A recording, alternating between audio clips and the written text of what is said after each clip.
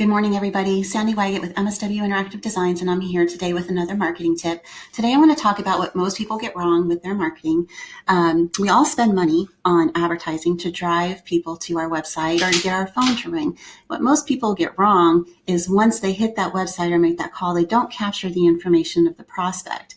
And then, worse yet, if they do capture the information, then they fail to walk them through the sales funnel to drive them to the ultimate purchase or the sale of your product or service. And worse yet is the people who do this then often forget to nurture the relationship. The important part about this is the repurchase. You nurture the relationship, you get a repeat buyer, and you get a referral source for your business. That's where the profit is. So if you can think about this for your business and a way to systemize driving your prospect to the sale, number one, capturing their information, and then what systematic steps do you take over time to drive them to the ultimate purchase?